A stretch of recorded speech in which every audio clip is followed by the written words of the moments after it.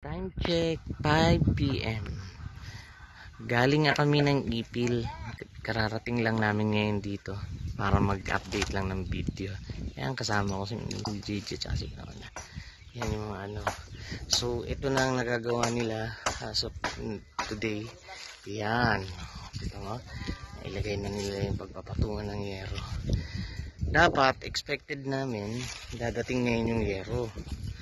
So dahil wala pa rin, yan ang ginawa namin, pinuntahan namin kanina sa may Ipil. Yun nga daw, ang sabi sa amin, kanina pang umaga gawa yung yero mo. Ang problema yung delivery, wala. Walang truck na magdi-deliver. So bukas daw kakausapin nila, maghahanap pa sila na magdi-deliver. Kung wala, talagang kami ang mag-aarkila ng truck para mag-pick up nun.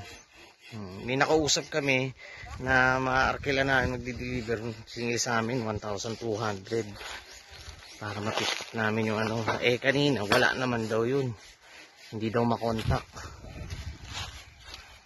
Kaya babi ko bukas pag wala pa rin yun, hindi makontak.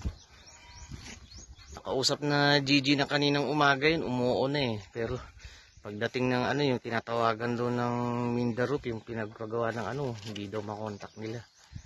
So sabi, kapitbahay naman daw yun ng isa sa mga empleyado sa Mindarup. So siya na daw magsasabi mismo mamaya na bukas ang delivery ng 8 AM.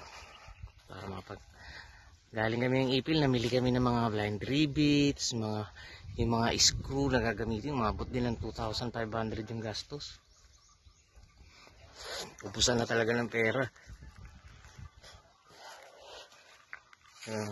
Inubos ko na lahat ng materialis para sigurado tuloy-tuloy yung magawa ayan, ang dami na nilang ano, ready na mas mataas-taas na yung file ng CR. Ayan, tumaas na. Konti na lang. Mabuklog na itong ng CR.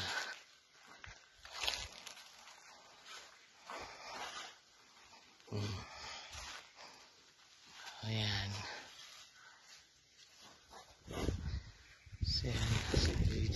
Sa balon. Yung balon araw-araw yan. Bukas sila uli babalik para mag uli ng simento.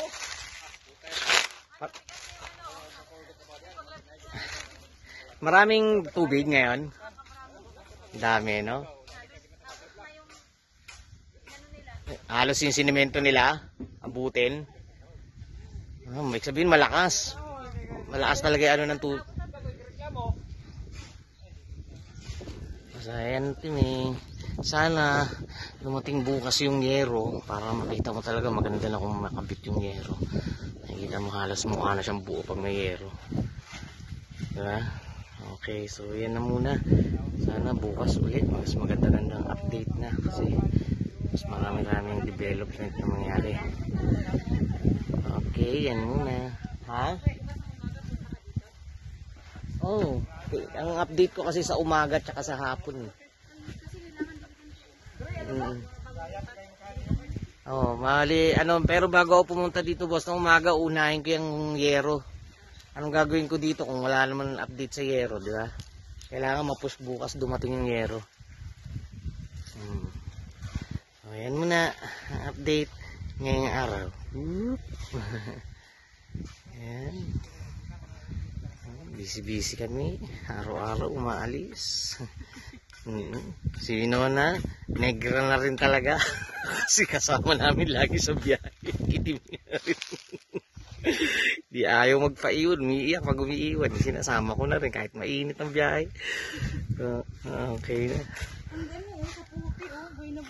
Yung tanim na sa pote. Ito yung tinanim ko na namatay. Yung black sa pote. Natuyo na. Pero kayo, buhay na buhay. Kaya niya yung init ng panahon. Buhay yung mga halaman. Ito, ano ba to? Natuyo na. Pero mabubuhay pa to. Meron mga may mga dahon. Buhay, lang talaga. Kasi tagtuyot ang panahon na. Okay. Okay na. Kahit paano, buhay pa. Survive yung mga halaman kahit sa El Nino, dry na. Okay.